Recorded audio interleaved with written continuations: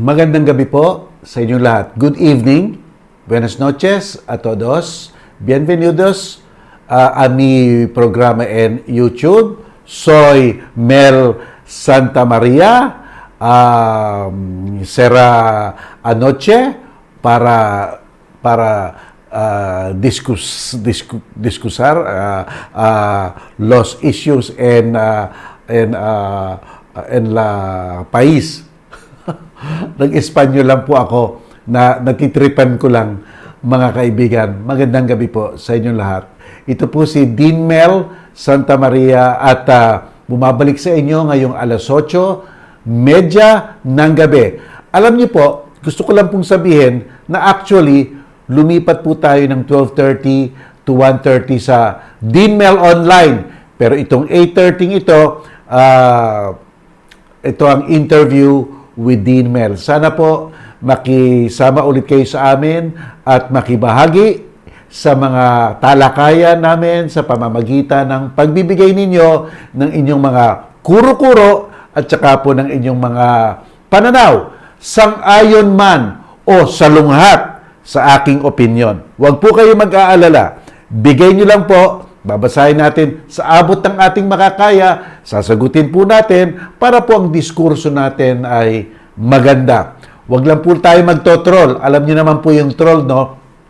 Yung nagsasalita lang ng walang laman, ng insulto. Magrespeto po tayo sa mga lahat ng pumapasok ngayon na nanonood sa ating programa. Malaki na po ang ating community. Don't forget, subscribe to my channel. At dyan po, basta tinignan nyo, may makikita nyo, subscribe.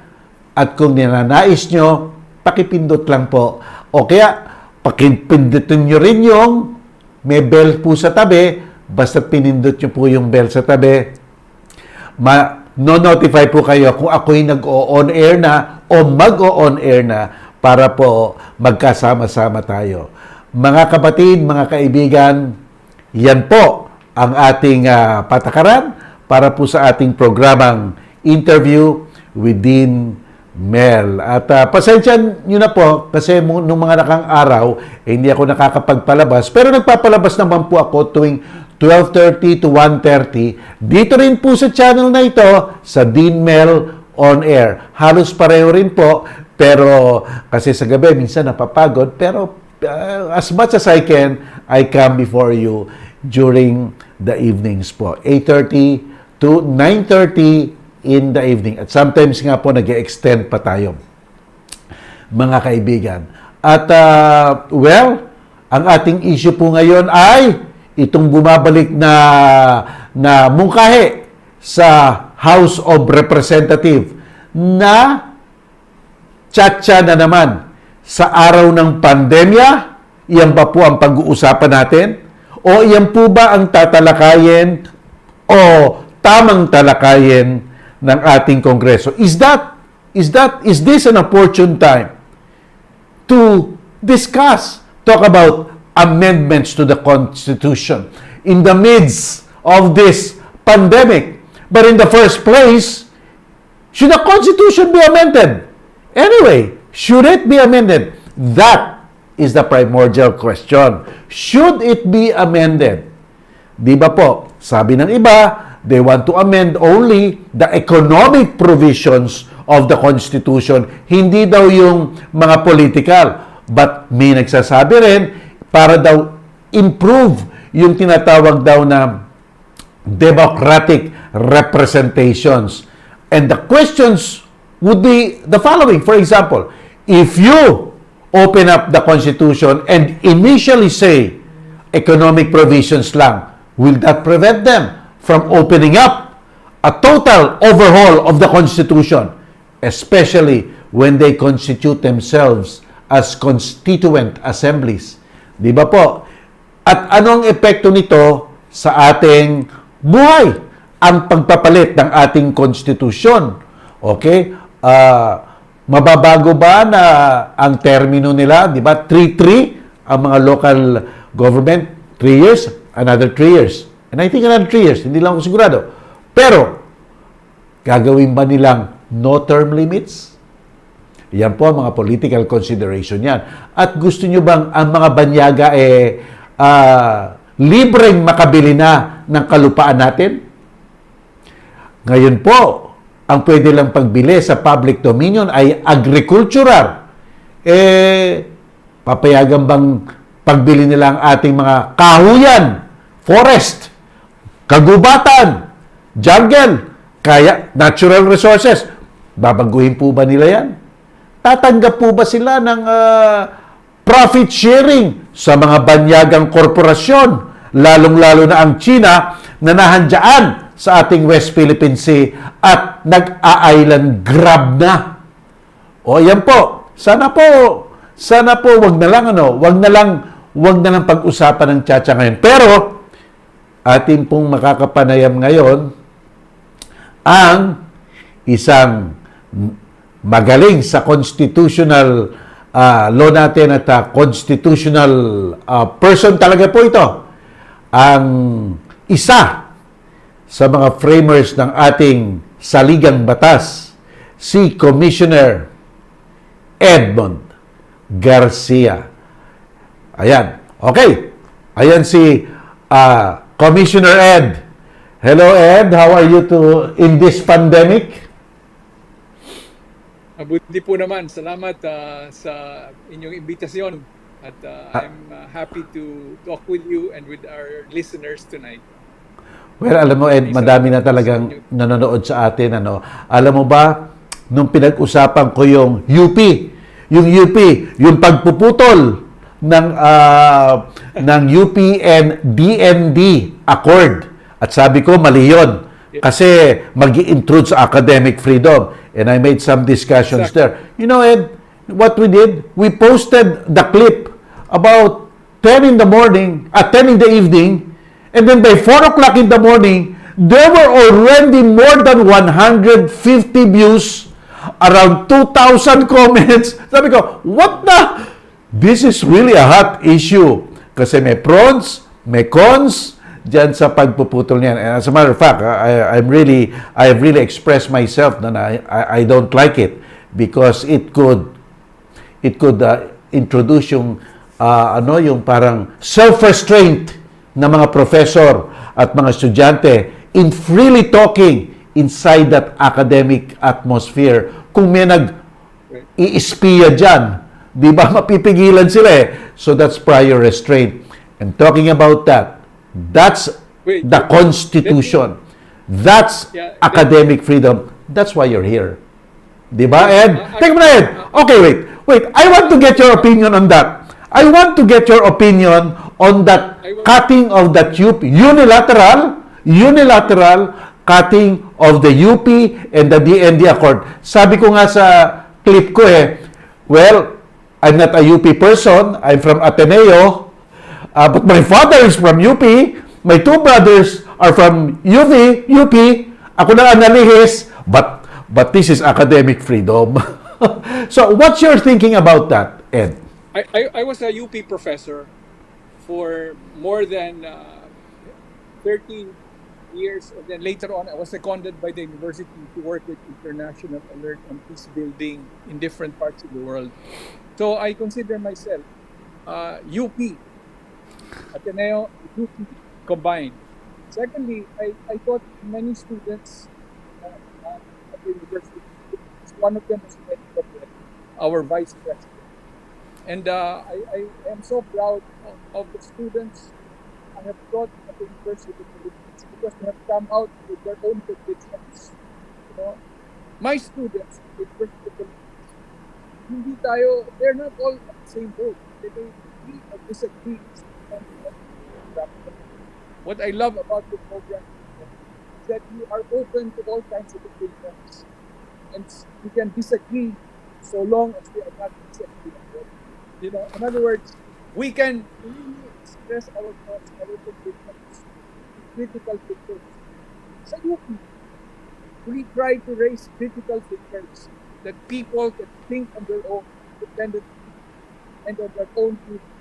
And so, I am fully in disagreement with what the DND has done.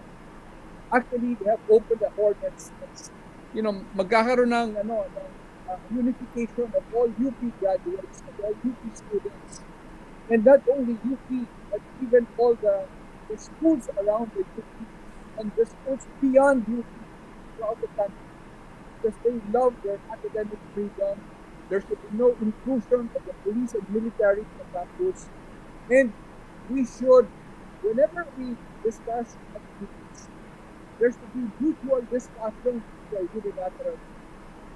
That's very important. It's part of any agreement or negotiation. As you well know, as dean of the Institute of Law, the teacher students, we always negotiate. We have to work together and understanding with the teacher student, never unilaterally.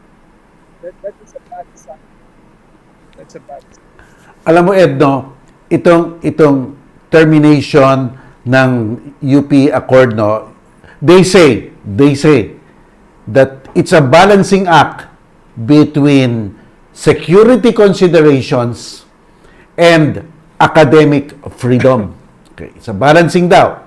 But in the first place, ang tingin ko lang, should there be a balancing anyway? Di ba? Because what is involved is a university, a school. Right. Di ba? Alam naman natin ang primary mission niyan. I mean, Right. what? Di ba? Ang primary mission niyan, everything must follow that mission, academic Precisely. freedom, no? Kasi they could come up with an accord. The accord was so good. The accord was so good. Kasi nga, UP is a public place, pwede naman lahat makadaan dyan. Kaya lang, pero kung ang nagdadaan dyan, state agent, na we don't know the ulterior motive, there might be self-restraint on the part of students and professors na baka kasi ma-misinterpret nila yung mga kataga sa el filibusterismo tungkol sa revolusyon. O kaya, yung mga sinasabi ni Thomas Aquinas na justified at self-defense, di ba? They might not know that. At baka sabihin they're talking about inciting to treason. Ito let us implement the anti-terrorism law where the threshold is suspicion. Dakipin natin yan. Wala na.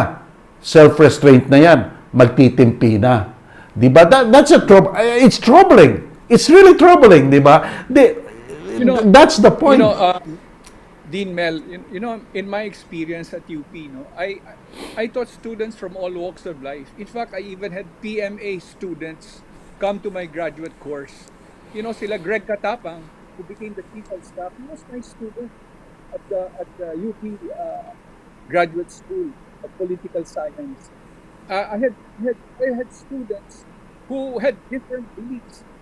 I recall even in the time of the 80s, there were students who were pro-Marcos. There were students who were against Marcos. There were students from the military and the police.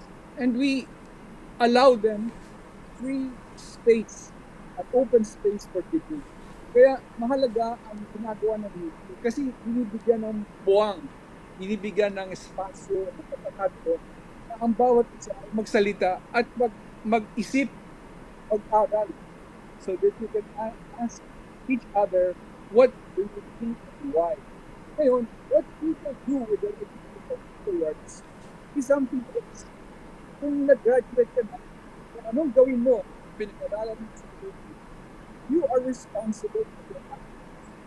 So, ang UP, nag-graduate, madami mga politicians. Many of them are the Senate right now, some in Congress, some in the Supreme Court. But Yon, magandang sinasabi ni Ed, no? Medyo nag-free siya. Pero magse-segue na sana ako sa Chacha. Pero let's wait for him, ha?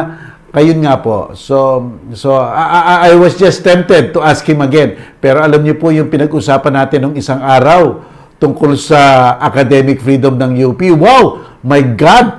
Ang dahil pong nagsishare at nagnonood doon. May nagtotroll pa sa akin. Pero okay lang yon. That's democratic space. I can take it on the chin. Your trolls. Anyway, basta't po you participate in this discussion. But as much as possible, we respect each other. Okay po? Alright, okay. And punta na po tayo sa Chacha. Sayang, wala pa si Ed, no? Kasi magandang marinig sa isang framer ng ating Constitution kung meron ba talagang pagkakailangan o need to change our Constitution during this time of pandemic. All right? Where is Ed? Wala pa, Andrew. Ito po aking... Wala pa, Andrew. Well, alam niyo po kasi, kami ni Andrew, he's not here. He's in BGC at nagko-connect lang kami through computer para na-trigger namin itong palabas natin. Pero, ayan po. Yan po ang isang issue niyan. Gusto ko rin sanang kausapin siya tungkol sa epekto ng pagiging Pangulo ni Joe Biden sa Amerika, sa Pilipinas. Magbabago na ba ang pakikitungo natin dyan sa Amerika? Yung ating hindi atin ha, yung sila lang pala yan. Yung ating na naman. Sila sa gobyerno, nagpipivot sa China. May nakinabang ba tayo sa China? Itong Sinovac, itong Sinovac, kahit na may idodonate daw na 500,000 doses of Sinovac. Ang iniisip-isip ko lang po, bakit ang China bibili ng 1,000,000 doses o mahigit pa? Sa Pfizer, ang Sinovac mismo, ang China mismo, bibili sa Pfizer. Hindi ba sila nagtitiwala sa kanilang mga ginagawa? Bakit binabato sa atin? Isipin nyo nga po yan. Mag-comment nga po kayo dyan. Di ba? Ayon sa tala, ang tala po, ang news po nakalagay mag-o-order daw ang China ng I think more than 1,000,000 doses of higit ka nasa Pfizer. Tapos, sinasabi nila sa atin, huwag kayong mag-alala, Pilipinas, basta't bumili lang kayo sa amin, eto, donated tong 500,000. Abay, teka muna. Teka. Bakit ganon? Basura lang ba itong bibigay sa amin? I do not know. Nag-speculate lang po ako. Pero dapat sabihin sa atin ng gobyerno ang negosasyon na nangyayari dyan. Para tayo mga taong bayan, we will be informed at saka magkaroon tayo ng proper appreciation of the situation. Kasi kung patago-tago dyan, hindi papaalam sa atin, sila lang nakakaalam, talagang huwag niyong sisisihin ng taong bayan kung magkaroon ng mga spekulasyon. Kayo ang may kasalanan yan, taong gobyerno. Be transparent. Be transparent. Yun lang naman. Okay, mukhang hindi na makapasok si Ed, pero iyan mga kapatid, no? Ano pa pag-uusapan natin? Mag-komento po kayo dyan, ha? Tapos, sige, babasa ko ng comments nyo na. Alright? Sana okay. Ayan, pumasok na si Ed. We got him. Ayan! Ed, what you do is get closer to the monitor so that your voice can be clear. Ayan, so that your voice can be clear. There's no sabotage. There's no sabotage. That's a violation of our freedom of expression. Okay, Ed, let's go to this cha-cha thing. Eto na naman, Ed, dumarating na naman tong cha-cha, natutulog na nga sinusulong ulit ano yung hawak mo, Ed? This is an original copy, one of the 100 original copies of the Philippine Constitution that was done in 1986 and ratified by our people on the 2nd of February 1987.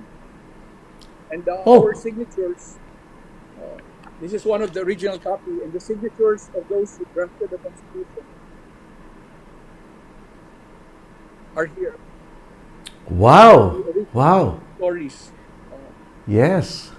Yes. Alam mo, that's a very valuable document, Ed. And that's what, comparing the 1935, 1972, and 1987 Constitution, that's the best. That's the best Constitution so far made. Kaya I don't really know why one has this thinking of amending this Constitution. What is your position there, Ed? What is your position? This All talk right. about Chacha. My position, Mel, is this, Constitution 1987 is an imperfect document, but it's not part of the solution. You know, being actors, we got together, and all the members of the Constitution made, and this is our state, which here Ed, you're becoming choppy. Can you move closer to the monitor? Okay. Ang sabi po ni Ed, it's an imperfect document, but it's good enough. Palagay ang aking palagay, while it's an imperfect document, mahirap na pong makakita pa ng mas mapeperpektong document. Nothing is perfect in this world, but it's good enough to for our democratic system. Yun po ang sabi ni Ed. And I think, ang sasabihin niya,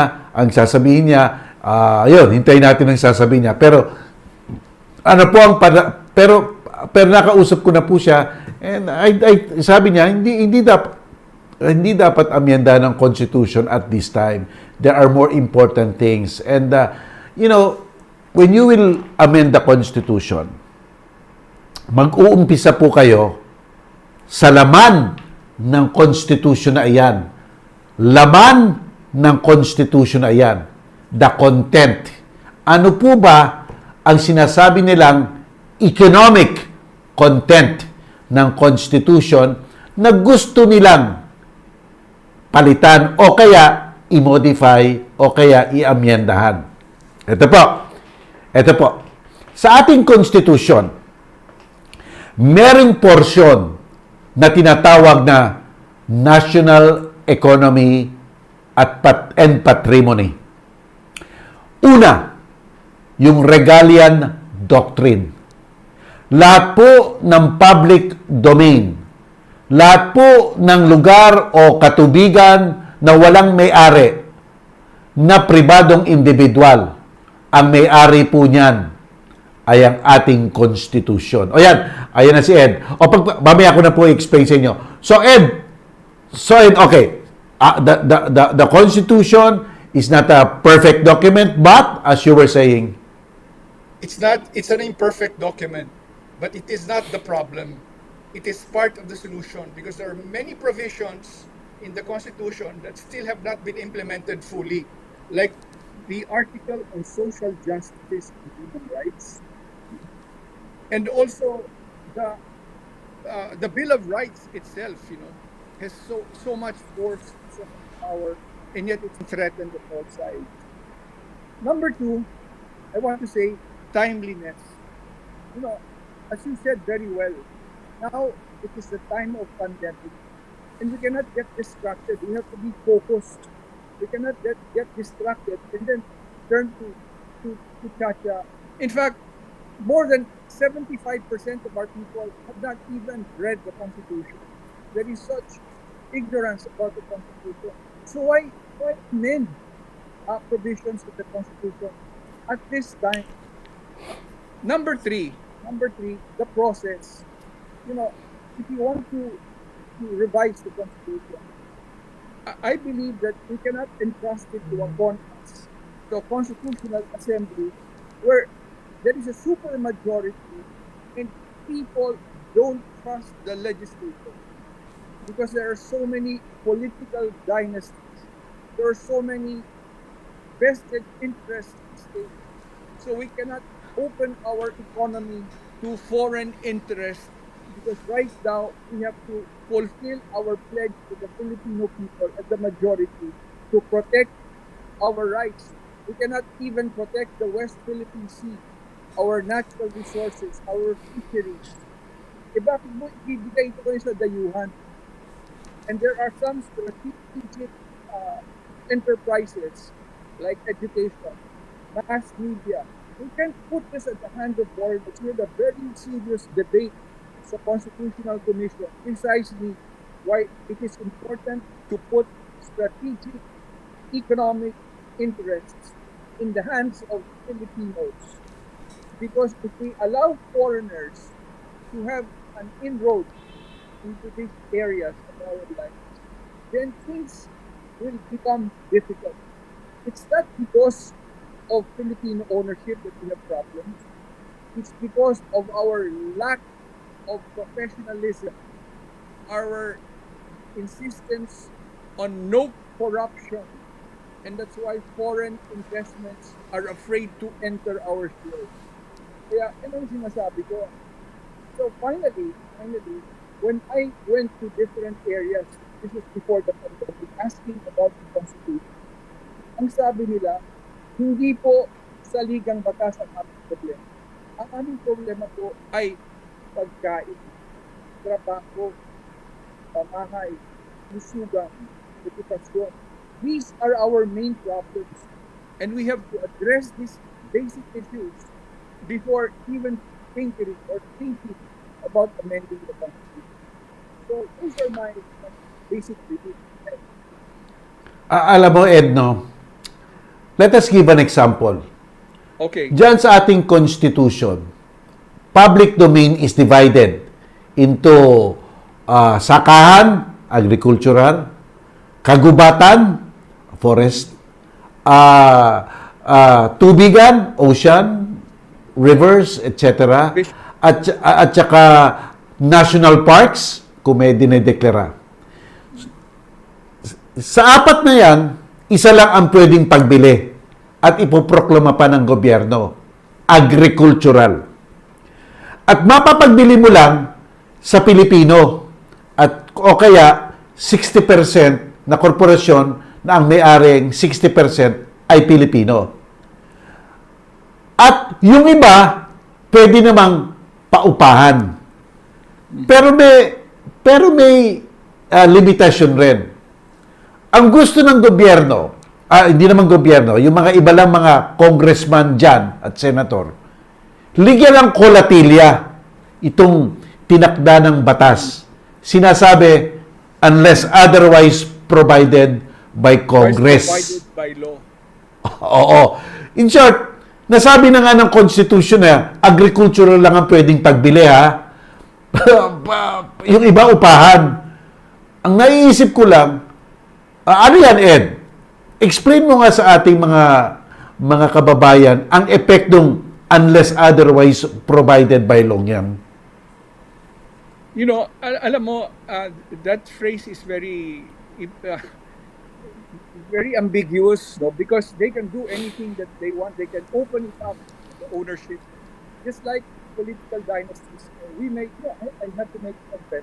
We made a mistake, perhaps, in the drafting of the Constitution, because we said we are against political dynasties. However, we allowed Congress to actually define it, to make it more specific, to make it mandatory that political dynasty should never be part of our political system. And Congress has never done anything about it for more than 3 decades already. Now, the same thing, when you say as provided by law, it means the congressmen are able to project their own vested interests, their partnerships with foreign corporations into the law, which violates the spirit of the law. Because, especially, Article 13 of Economic Criminal and Article 30 is the article on social justice and human rights. Mahalaga, ibabalance mo the provisions in the Constitution so that they serve the interest of the majority of our people, which is the intent of Article 13 of social justice and human rights. Now, if you open it up and you say unless provided by law, can you imagine what can happen to the agricultural land in the country? Maliit na nga yan because many lands are being made into subdivisions so that we are not able to provide food for our people. And so, mahalaga we protect that.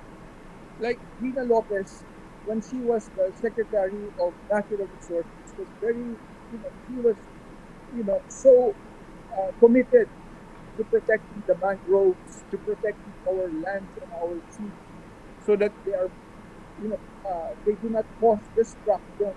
So when the floods and the typhoons came, you see, there were many things that happened because we did not protect precisely those areas which the communities depend on for their livelihood and their well-being. Gayon din, ito. Gayon din.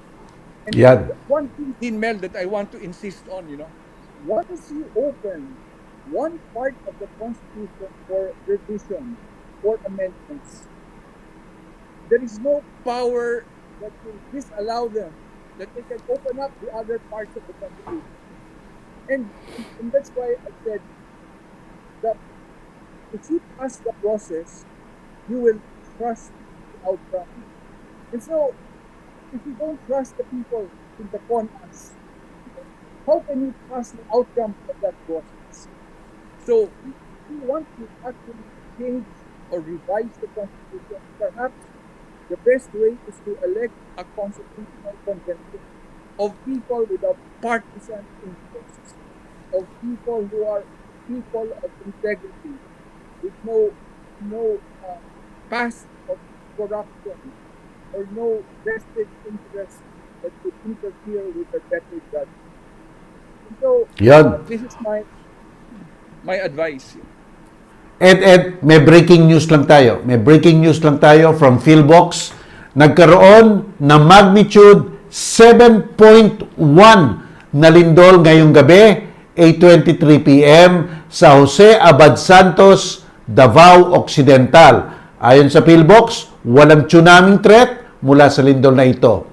Intensity 5, considered by Philbox as strong na, was felt in General Santos City, intensity 4 in Davao City, and intensity 2 in Bislig, Surigao del Sur. Yan ang breaking news natin. Sana nasa magandang kalagayan ng ating mga kababayan doon.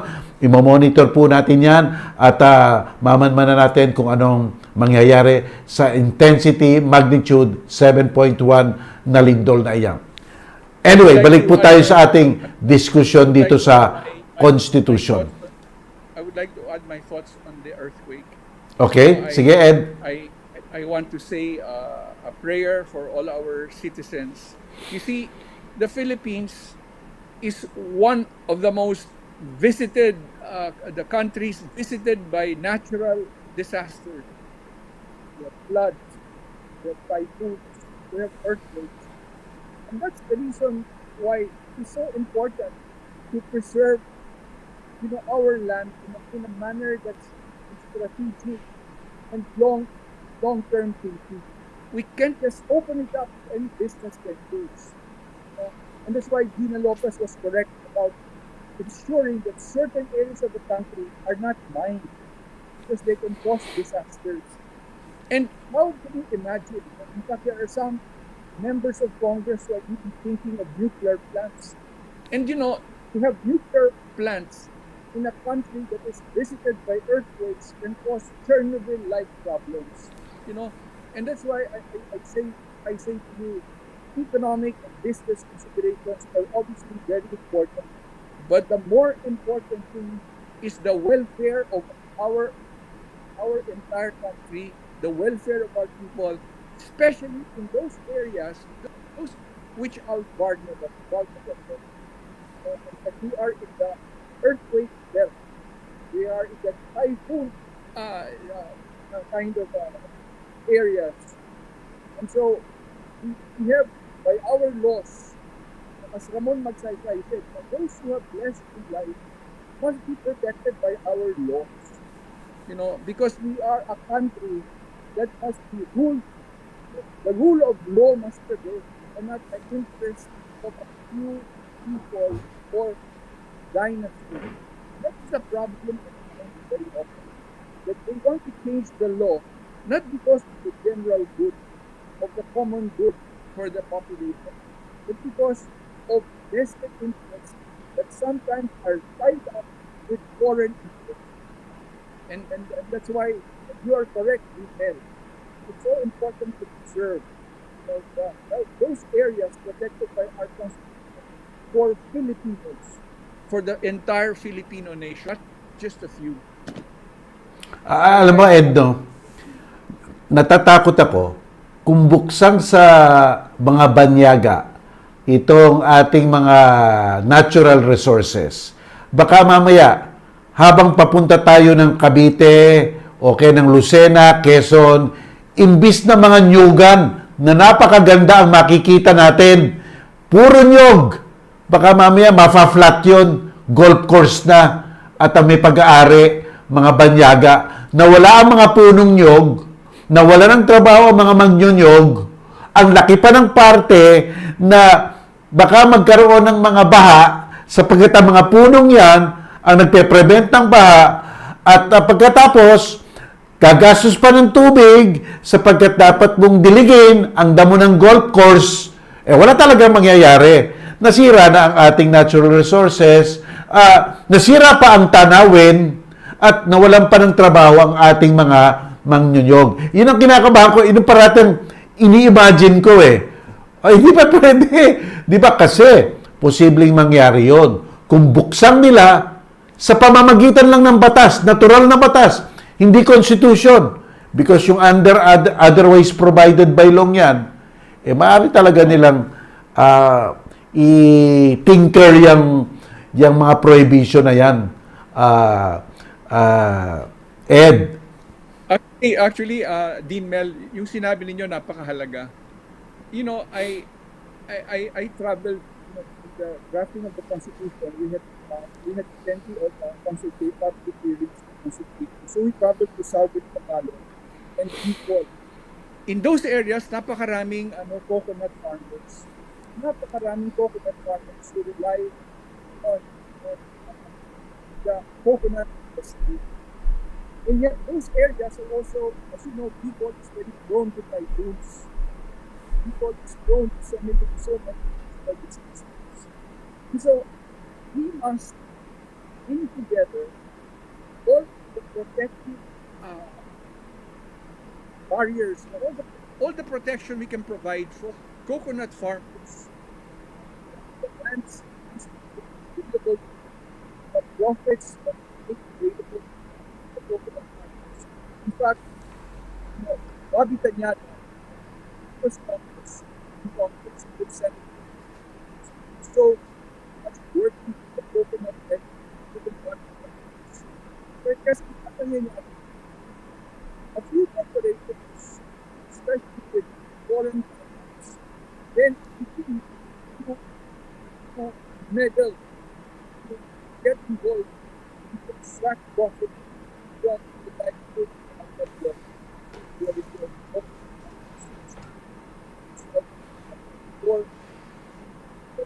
ganun din sa sugar workers, rice farmers, and the communities who are dependent on food. It's so important to protect and provide support systems to all of these vulnerable sectors.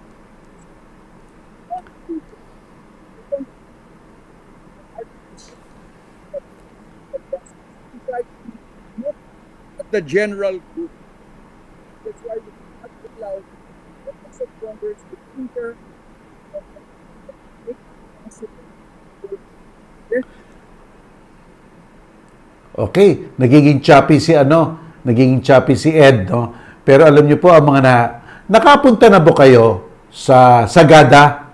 Pumunta po kayo sa Sagada. Dadaan kayo ng Baguio, papunta ng Sagada, Benguet yan, mga mountain province yan. Alam niyo po ba yung slope na bundok ng Mountain Province? Tignan niyo maigi.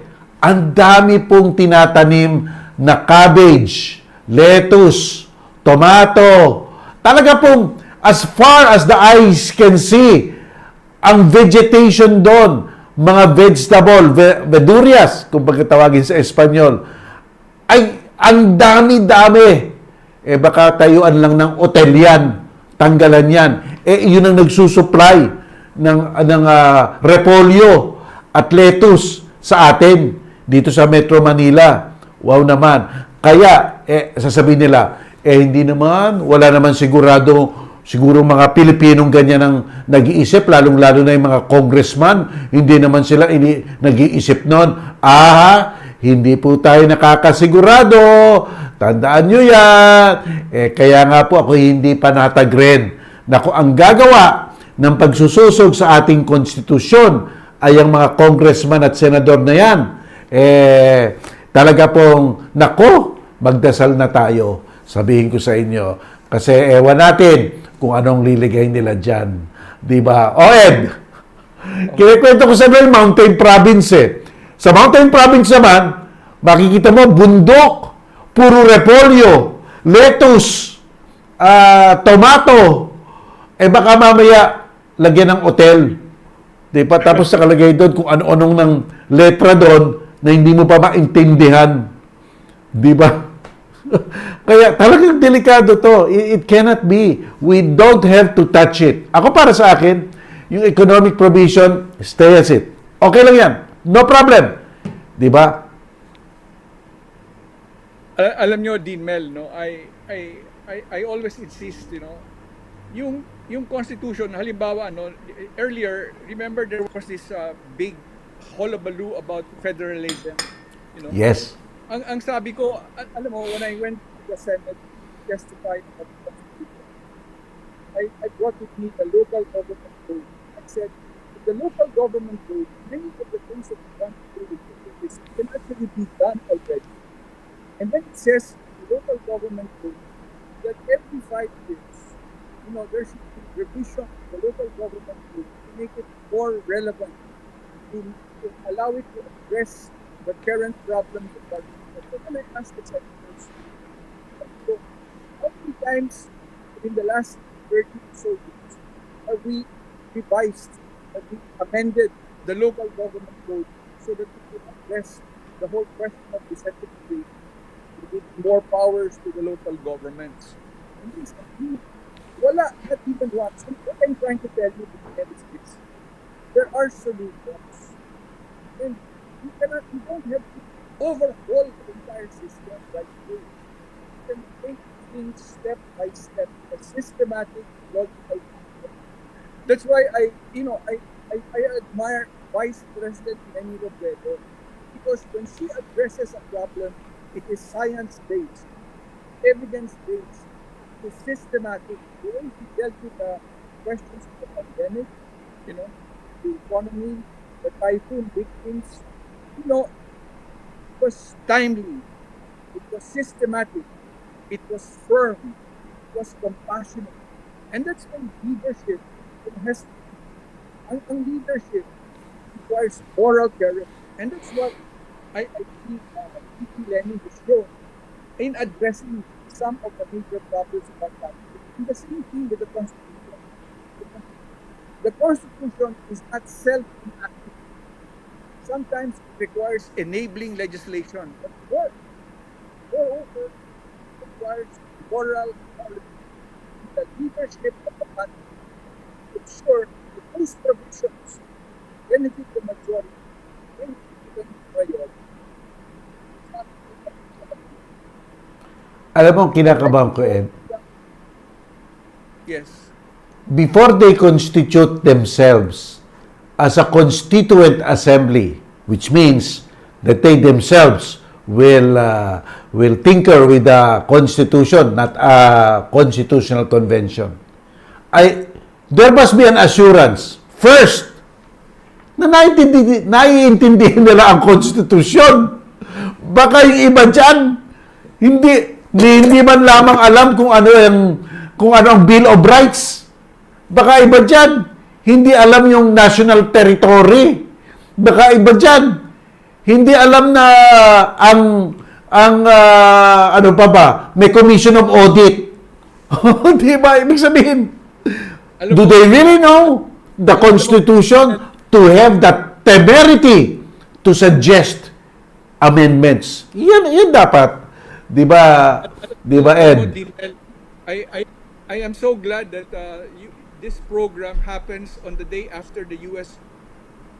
Inauguration of a new president. Because the head of president did not respect the Constitution, who told lies. The president who was committed to ensuring peaceful transfer of power is mandated by the Constitution.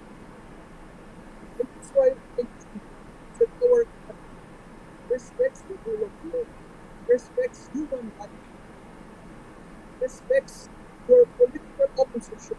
It's not crushed, it's not insulted, it's not red flag under anti-terror law. It's not appropriate unilaterally agreements with PNP and University of the Philippines. In other words, we need respect. And that's why the U.S. today, what we are seeing is a very deep division.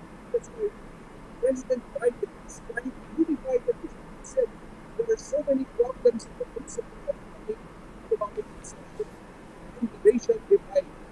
Now you have a divided said we are united. But the only do that is the leadership, is moral courage, defense, and ensures that the interest of the majority is either disadvantage of everyone. Talagang mahalaga yun. Kaya sa palagay ko, ang araw nito, kasi nangyayari after the peaceful transfer of power in the U.S. Because recent shows us 2022, we're about to have elections. Don't touch the Constitution of power. Other changes, it will be dangerous for our country. We are on the eve of elections 2022. We're only like 2 or so months before.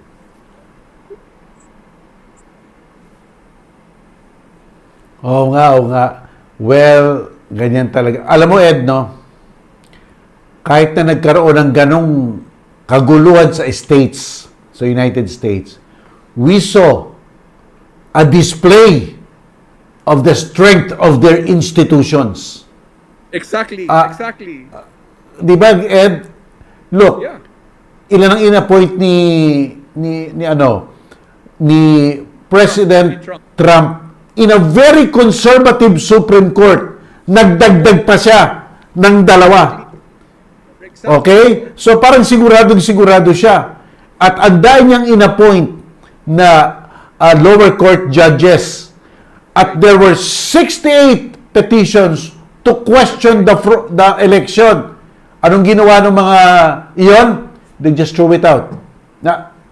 No merit. Exactly. No merit. Kita mo, You know, Dean Mel, the administration of justice in the U.S., the Supreme Court and the federal courts prevailed.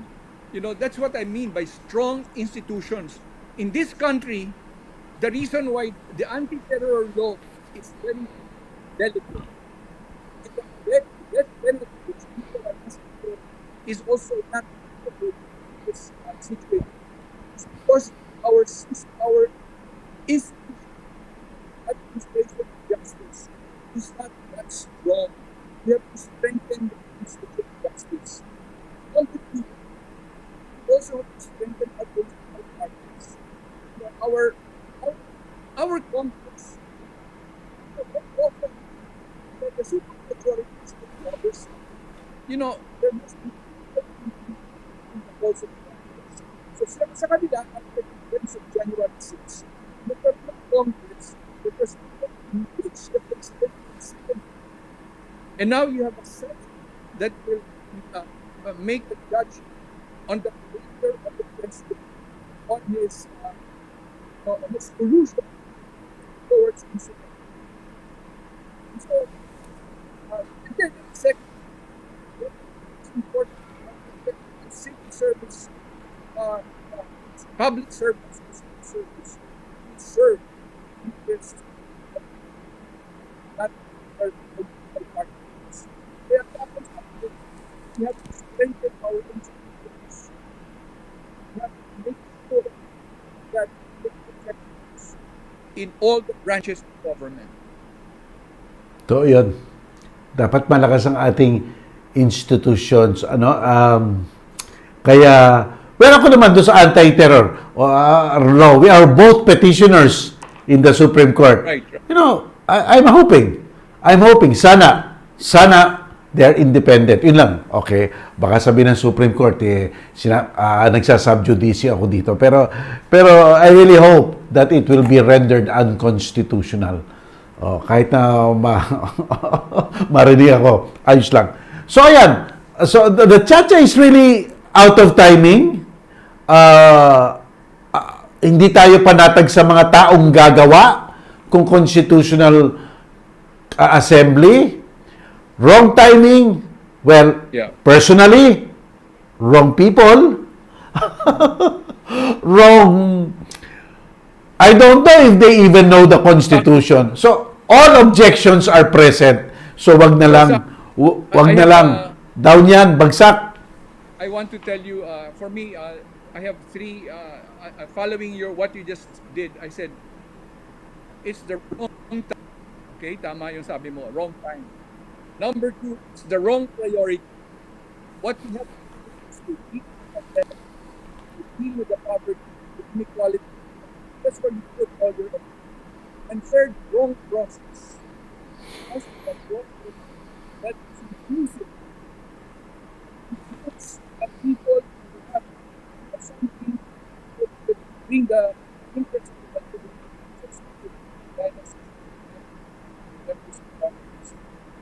And finally, the important thing is to involve the party.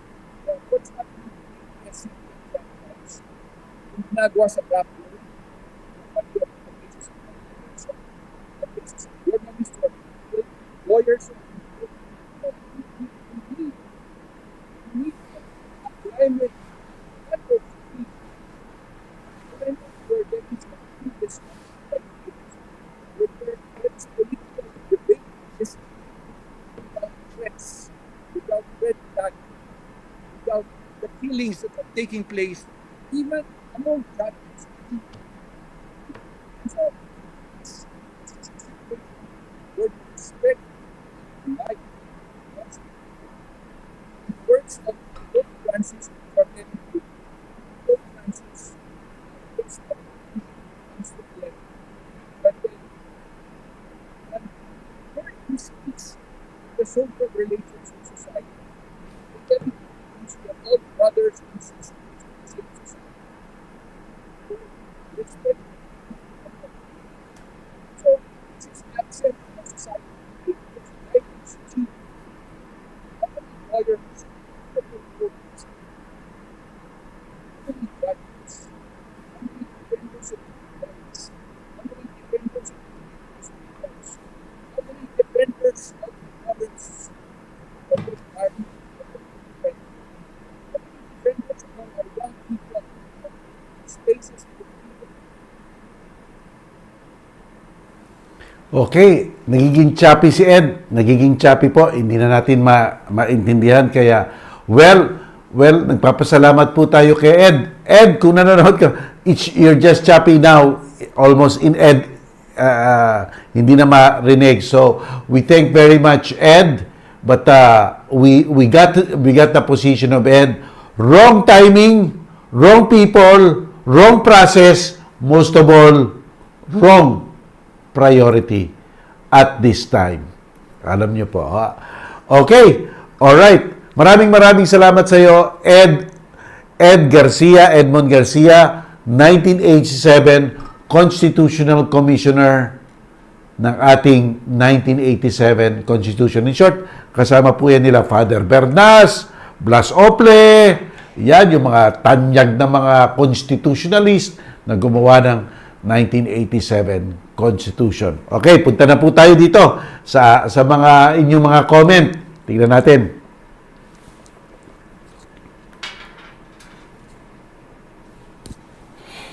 Okay, mga kapatid, tingnan natin ang comment ninyo. Okay, Romeo Maglungsod, Isabel Oroza, Ray Pasokin, ayan, mabuhay, Attorney Mel, good evening Dean, good evening Attorney Mel, watching from Quezon City, hello po, muy buenas noches, le extraño su programa, que le vaya bien, voy escuchando su programa, Attorney. Muchas gracias, señor Mark Bausón, por escuchar en mi programa. Espero que disfrutes disfrutes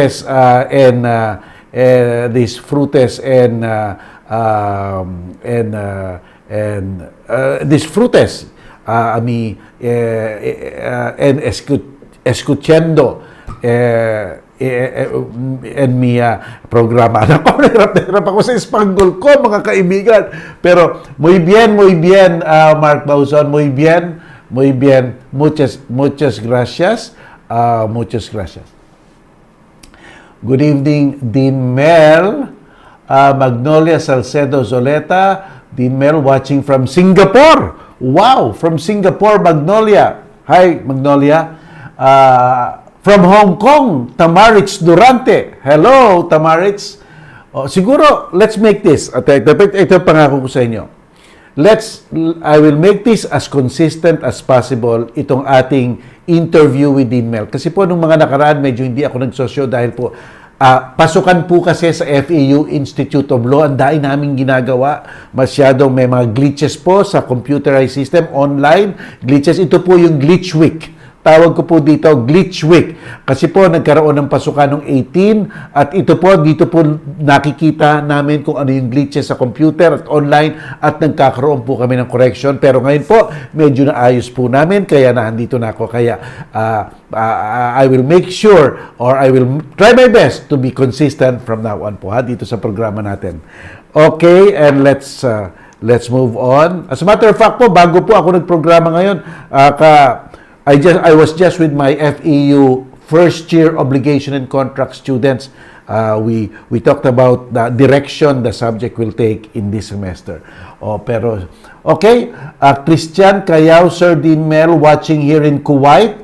Maybel Flores, greetings from Iloilo. Well, Maybel, I consider Iloilo City as the Switzerland, the Geneva of the Philippines in terms of cleanliness. Napakalinis ng Iloilo.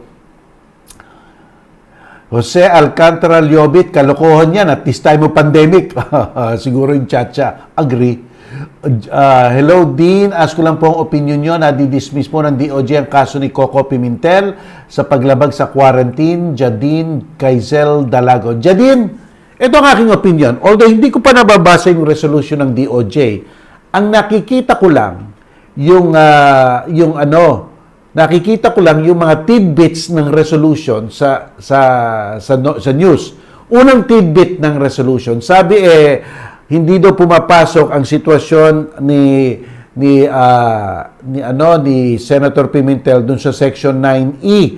Ito po yung batas ng tawag ditong batas na to, ito po yung batas ng tungkol sa cooperation ng mga tao patungkol sa health events na nangyayari sa Pilipinas. Kasi po, sabi doon, dapat daw ang mga tao na na-afflicted, na meron na, having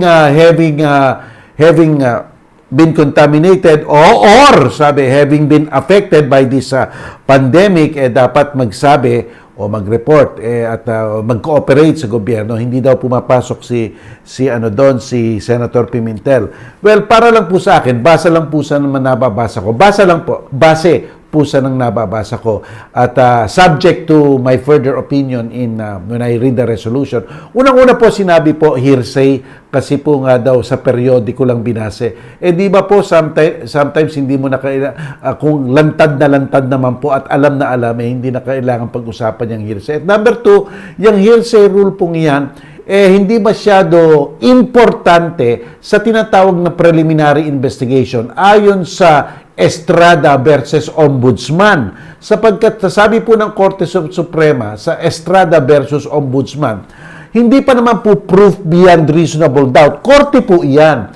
Pero po sa preliminary investigation lang nang naganap diyan sa DOJ, probable cause lang. Ang punto de vista po at the end, meron nga ba nilatagang ebidensya? Meron ba talagang probabilidad na ginawa niya? Yun lang po ang sasagutin nyo Kung meron po, sasampuin sa korte.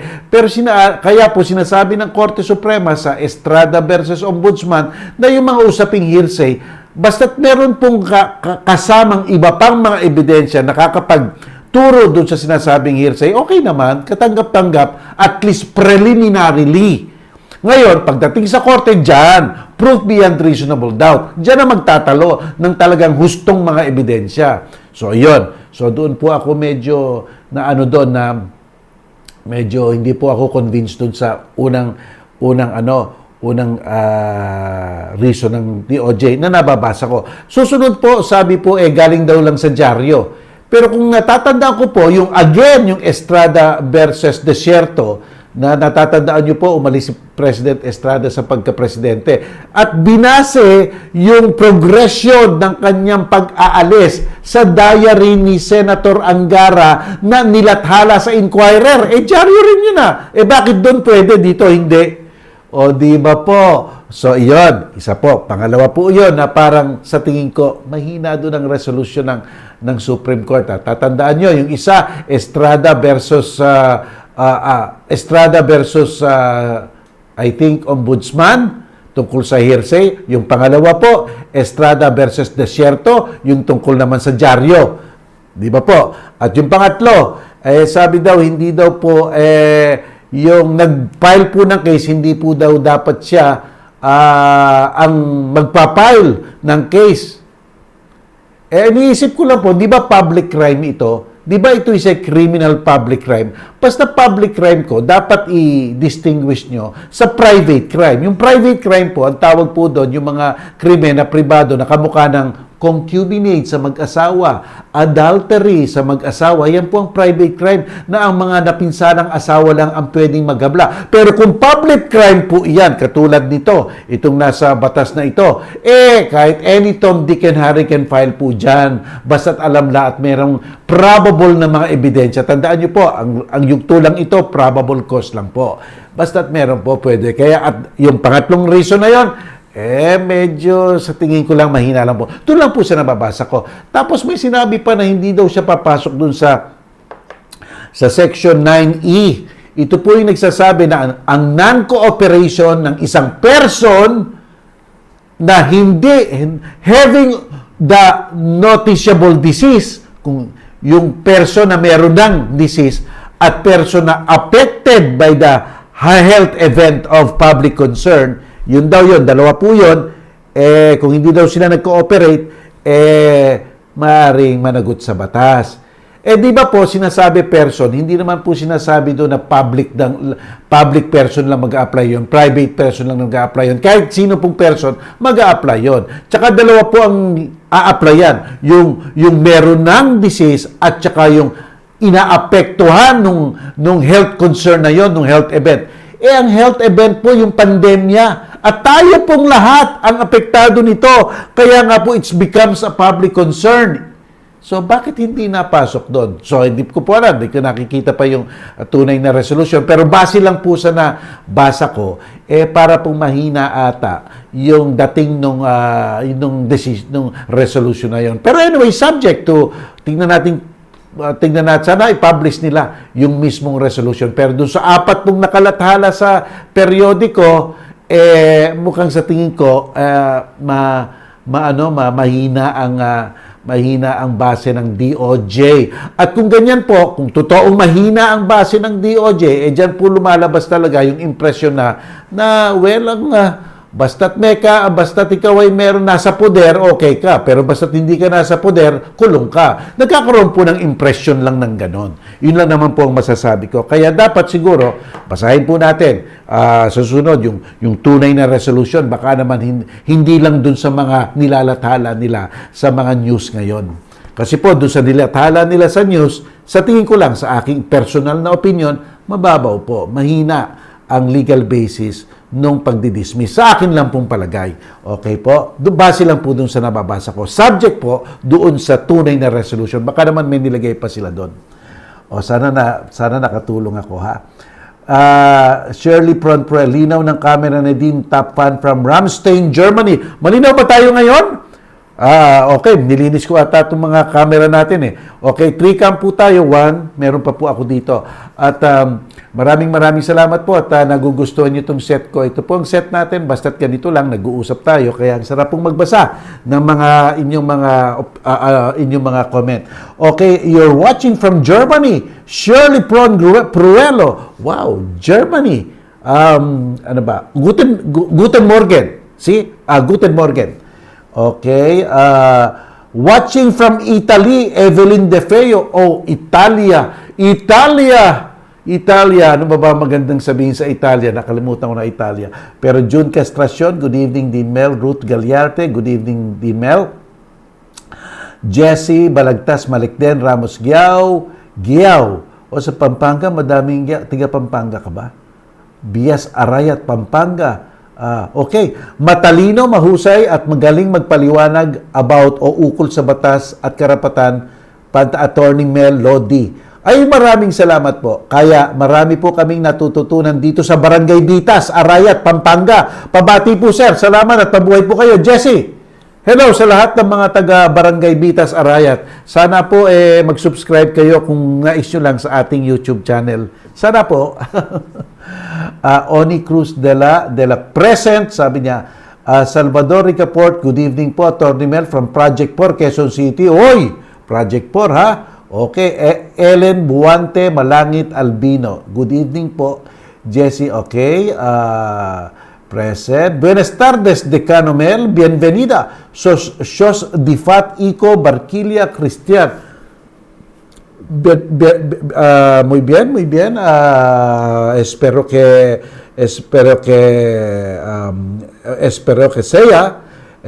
seas en situación bueno.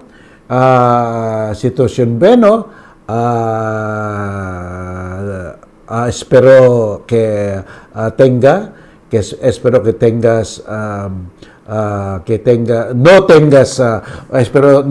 no tengas COVID-19. ¿Sí? Okay. Cuidades, be careful. Roselito Magpantay, Eleanor Balyaran. Thumbs up, Eleanor. Nahilig ako sa batas dahil sa iyo, Attorney Mel. Magaling at magpaliwanag at reasonable ang iyong mga opinion. Salute, sir. Mish. Good evening po. Roshames Pesenyo Mugar. Aryan Maborang Antioquia. Mahina po ang sound. O nga eh. Ay, Mario! O nga, medyo mahina ang sound kanina kaya naputol nga kami eh. Pero magandang usapan namin. Pero nagpapasalamat ulit ako kay Commissioner Ed Garcia na sinamahan tayo ngayon. No? Mario, how are you? Si Consular po yan. Sa Sambonggita. Tama ba, Mario? Precious Joy Summer Agdepa. Oh, Heart. Heartsu. I met Professor Ed Garcia in previous episode of the Mel Show. Super galing niya sa basic law. The language is the Constitution. Shirley Pronpruello. Maraming salamat. Oo nga, Magnolia, medyo hindi malinaw yung audio kaya nagkaroon nga ng technical problems tayo doon. Rosalito Magpantay, okay, tama, well, Julito Teruel. Anyway, I think you got the sense of the discussions naman. So, yo soy presente, Shirley Pronpruello. Sí. Está. Yo está presente. Estoy. Okay, sí. Good. Nicolas Ilario, hindi maintindihan. Yes, okay. Good evening. Please update us with the oral argument on the... yeah, I will update you. Frank Briguera, we will update you. I think ang sabi po sa akin, yan daw ay makikita naman yung oral argument on February 2, kung hindi po ako nagkakamali. February 2, sana po pagdasal po nating lahat na ibasura ng Korte Suprema yung anti-terrorism law na iyan. Sapagkat po sa palagay ko talaga, hindi po mainam yan sa ating mga sambayan ng Pilipino. Puro lang guni-guni. Victor Sumilang, si Victor Sumilang. Maraming salamat, Victor, at nanonood ka pa rin sa amin. Alam niyo po, si Victor Sumilang, parati kong nakikita dito at nanonood sa ating palabas kahit na, syempre, salungat siya sa aking opinion. Pero God bless you kahit na guni-guni ang sinabi mo sa aming mga pinag-uusapan. Thank you for your comment, and thank you for watching. You're still watching, and that's good enough. Thank you. Okay, kahit pa di pa ka pa kaka-explain, wala kayong magagawa. Alam niyo po ang pag-express po ng ating mga opinion po, ang express po ng ating mga kuro-kuro ay isa pong karapatan, at hindi po sa walang magagawa, kundi po ito ay isang ekspresyon, at ito ay isang exercise ng ating freedom of expression, sapagkat po syempre kung tayo'y tatahimik na lang at di po magsasalita, wala pong mangyayari sa bayan. Kaya thank you anyway, thank you Victor Sumilang, God bless you, kahit nang sabi mo, kahit pa kayo kadipa-dipa. Thank you, God bless you, and I hope your family is okay. Rosalie Ramos, hello po. Nonoy Aronyao, Tuod PM po, sir, ba't nawala programa nyo sa TV5? Well, ano po yun, yung relasyon? Wala na po sa TV5 yung relasyon, pero meron po akong every Sunday, 8 o'clock in the evening, sa 1PH Signal Channel 1, ang The Dean Mel Show. Tsaka meron naman po akong ganito, kaya okay lang. At tsaka po, tuwing Monday, Wednesday, at Friday nga ba?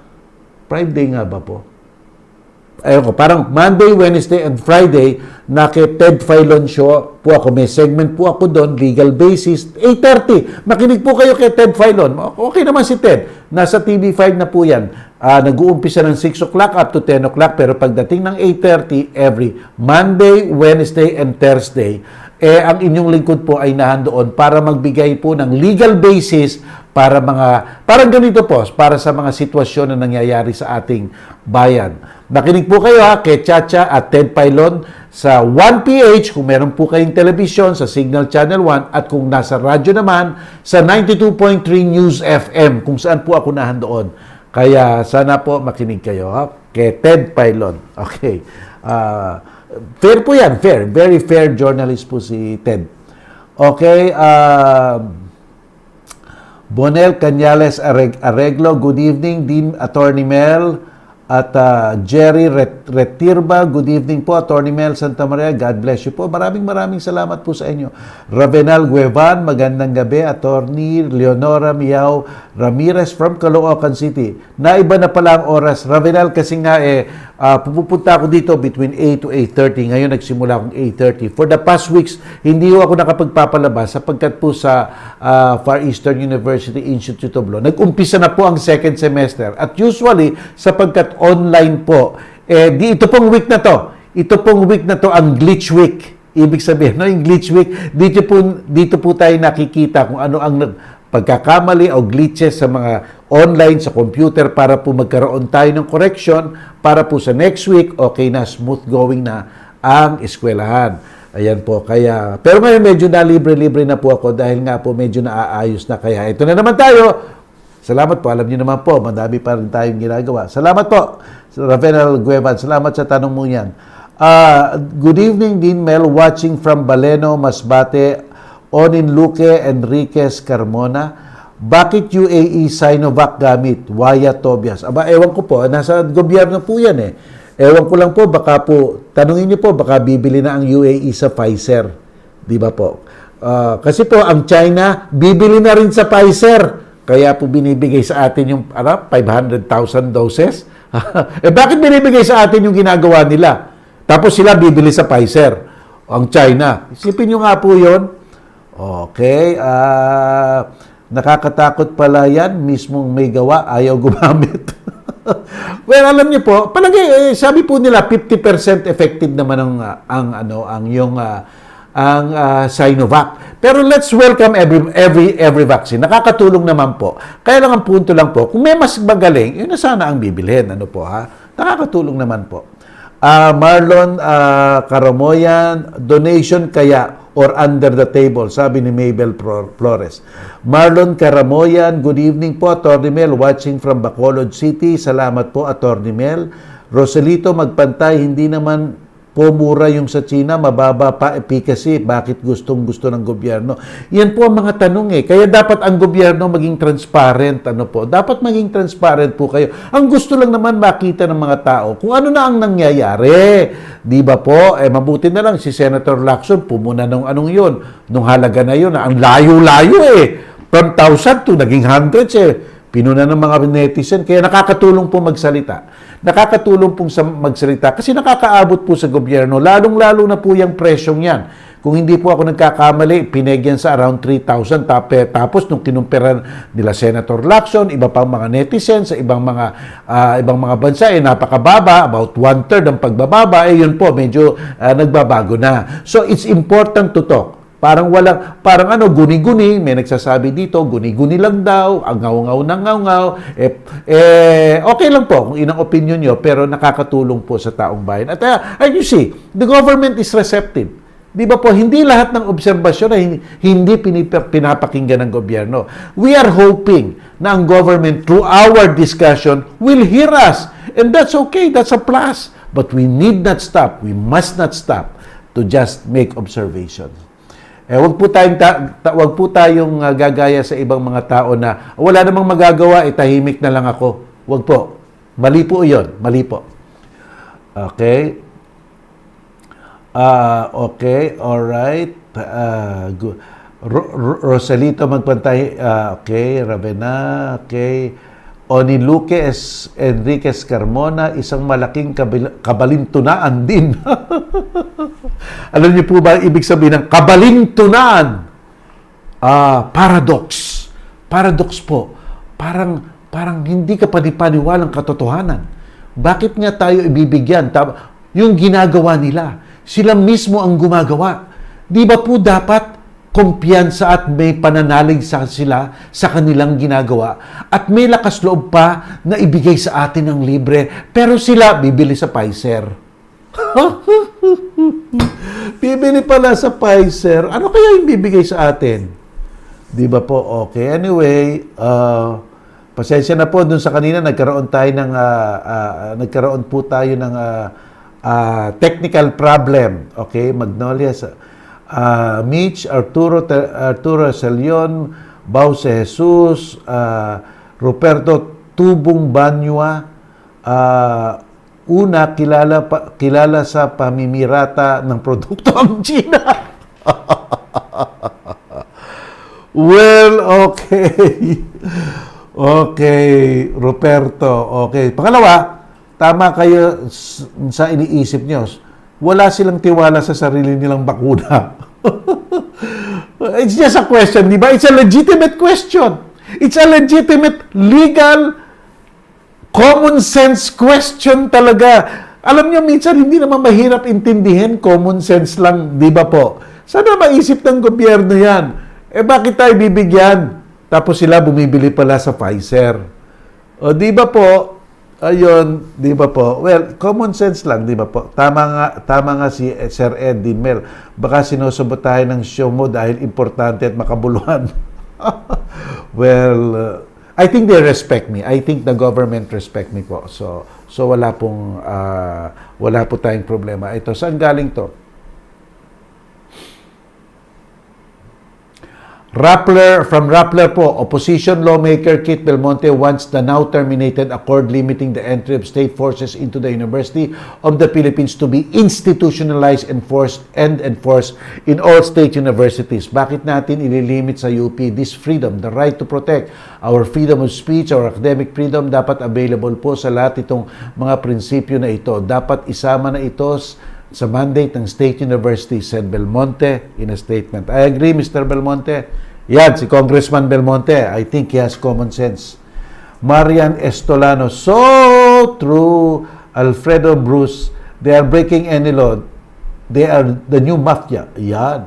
Why the need to change the Constitution and or our system of government when those in power today will be the same faces in power tomorrow? Onin Luque Enriquez Carmona. Ito po ang aking paniniwala sa gobyerno. The strength and the weakness of our democratic values will only be as strong and as weak as the government people running it. Ulitin ko po.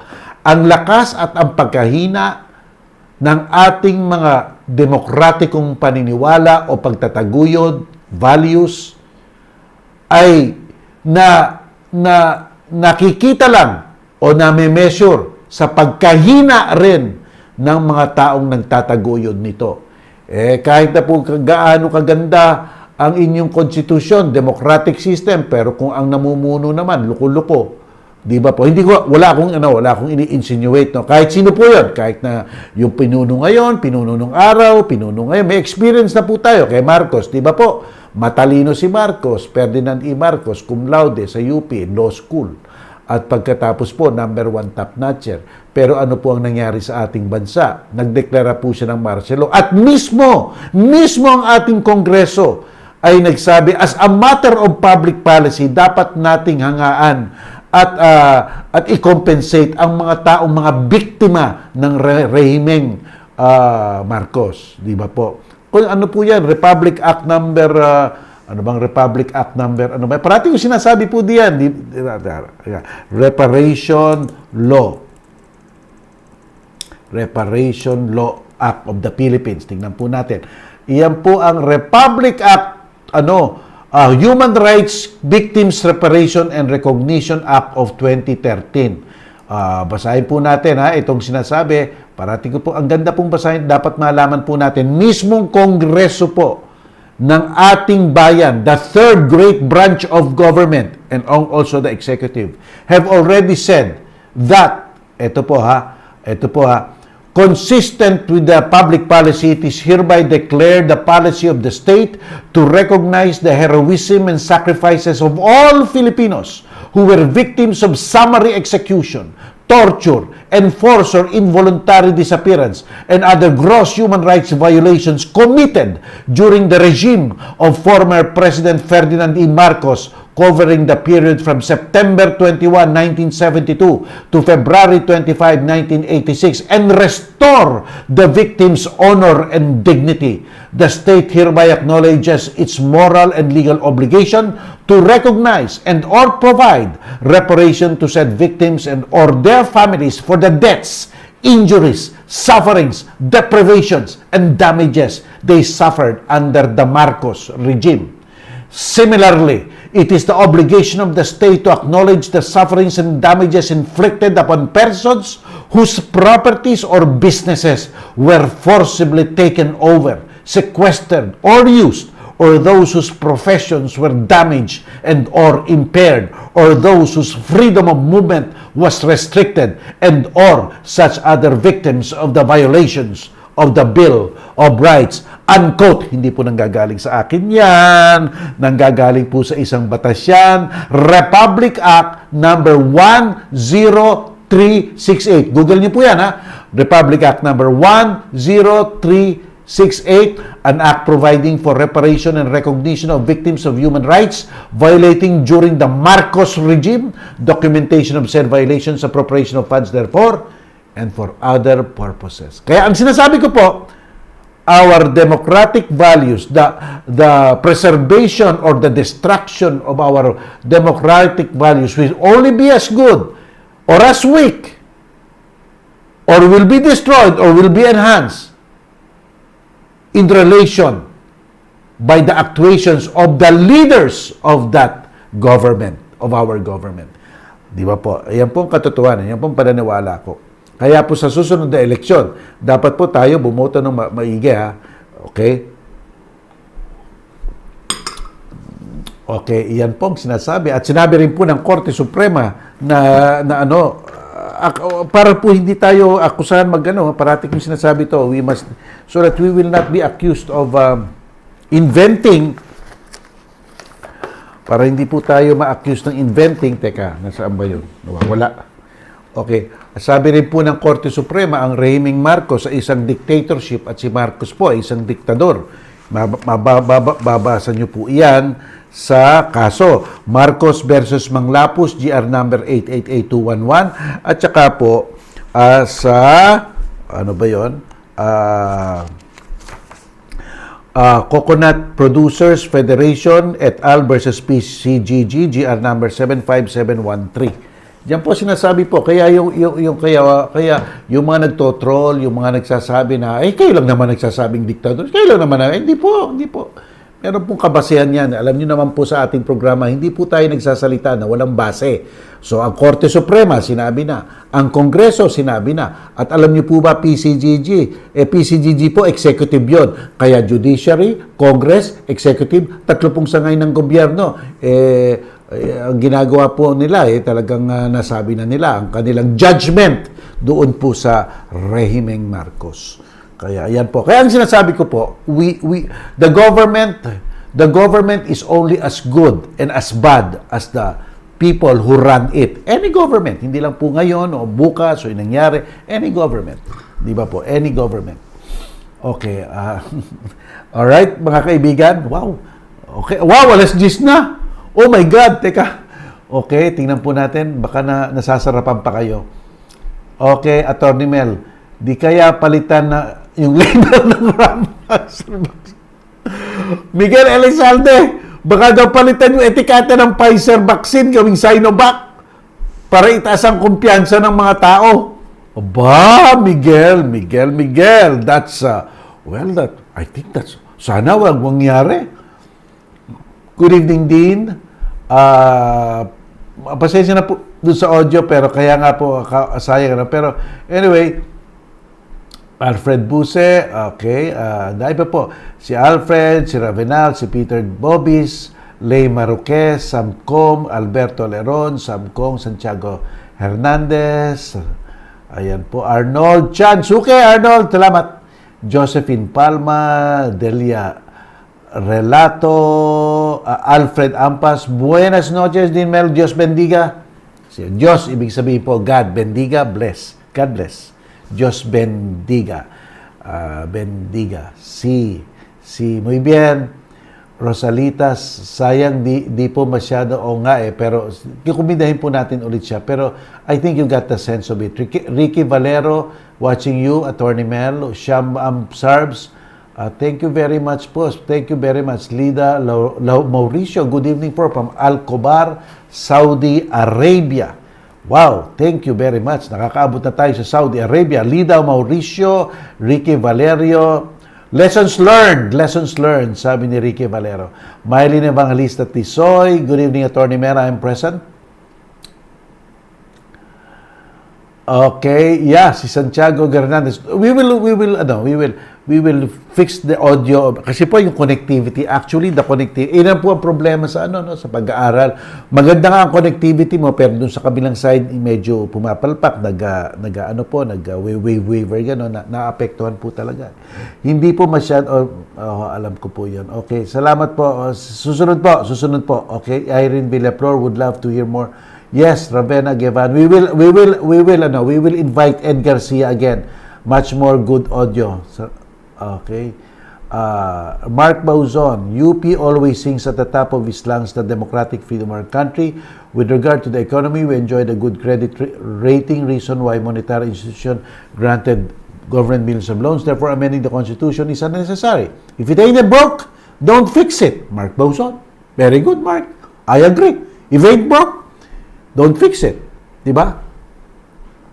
Romeo Grasparil, Mabel Flores, Zainin Tesorero, from Rojas Oriental Mindoro, Rod Delfin, dahil nyo pa, Lorian Masangkay, Andronico Roda, Isabel Arosa, Present Prof. Dean Mel, shout out sa mga taga Bulacan, laging nakikinig at nanonood sa inyo. Asyong Hari. Wow, Asyong Hari. Parang Asyong Salong at saka Dirty Harry. Galing ha? Combine ba? Galing, ganda. Marivic Delry Nunez. Chesty Guzman from Tarlac City. From Ontario, Canada, Santiago Hernandez. Okay. Vincent Galicia, Lilian Gaspar. Sana basurang anti-terrorism bill. Watching, attorney. O nga, sana po malinawan ng ating Korte Suprema. Pagdasal po nating lahat. Na ibasura yung anti-terrorism law. Kasi po, kung ang may hawak niya na nagpapatupad ng anti-terrorism law, yung mga luko-luko. Hindi ko naman po sinasabi yung ngayon, ha? Kahit na sino po, kahit na in the future, kung luko-luko po, ay talagang mawawala talaga ang demokrasya. Santiago Hernandez, kaya nga po, yung mga, sinabi ni Hernandez, let them watch mga DDS yan. Okay lang po. Let them watch po. Kahit na po trolling nila ako at ibang klase nilang mag-explain o magbigay ng kuro-kuro. Ayos lang po. Don't worry about me. I can take it on the chin. God bless them. God bless them. I have no hate in my heart. Okay lang yon. Good PM po. Shout po. Watching from Saitama, Japan. God bless you and stay safe. Egay Hosoya. Alright. Vincent Galicia, big fan here. Sa face-to-face, parang inaabangan po ko kayo. Wala po ako sa face-to-face. Baka iba po yung napapanood nyo. Watching from Obando, Bulacan. Hindi po ako yung nasa face-to-face noon. Iba po yun. Nasa relasyon po ako noon. At saka nasa solve po ako noon. Hindi po ako yung nasa face-to-face. Juan de la Cruz, may kickback. Okay, Ramel Diaz, sinungaling KS. Ano yun? Sino yun? Rizalina Takayama, kabalastugan ng gobyerno. Lilian Gaspar, Juan de la Cruz, Sofia Barbon, John Constantino, magaling mag-divert ng issue ng bulok na gobyerno. Okay, mga kababayan, salamat po sa pag-watch nyo sa akin at 10:11 na at palagay ko ay kayo ay nag-aantok na. Nasabi ko na po itong opinion ko sa Vincent Galicia. Kaya lang po, ano lang po yan, yung opinion ko, base lang po sa mga nababasa ko sa dyaryo. Subject po doon sa tunay na resolution. Okay, troll. Okay, alright. Okay lang po.